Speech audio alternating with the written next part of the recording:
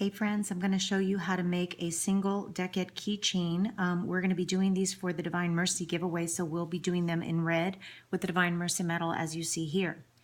We're going to be using the number 36 twine, and each piece will be 4 feet long in order to make one.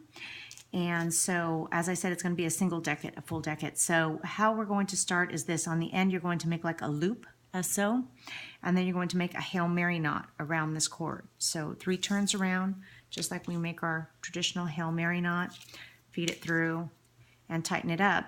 When you tighten it up, you're going to leave this loop on the end, and that will all make sense in the end.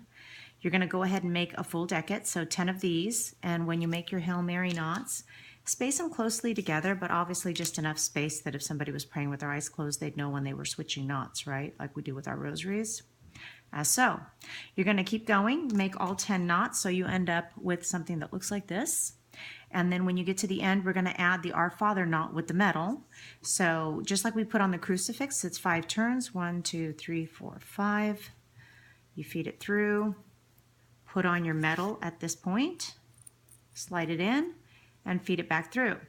Now, the difference between putting on a crucifix and putting this on is that we want to leave a loop on the end, and this is so we're able to put it onto the keychain afterwards. So you tighten it up just like you would with a regular crucifix on the end, and then as you tighten that and pull it through, I always keep my finger in because it twists if you don't do that.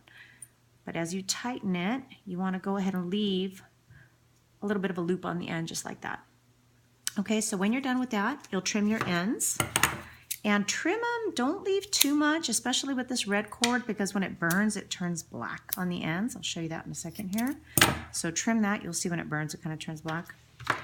So trim it, go ahead and burn the end. If you're doing a bunch of these, I recommend you do a bunch at a time and use a candle so that you don't have to keep using up all your lighter fluid. It's always easier to use a candle, but since I'm only doing one to show you, I'm just gonna burn the ends on these. Please make sure do not burn yourself. You know how it is. It stays hot. I've burnt myself enough times to know. And then this is the key ring, and you just open it up like you would a normal key ring, and you take your one loop and feed it through. You take your other loop and feed that through. There's no front or back. Feed them all the way in, and there you go. So we'll be making these again for the Divine Mercy giveaway. The goal is probably about 1,000 of them, but we'll see. Maybe we'll surpass that goal and make more. Thanks.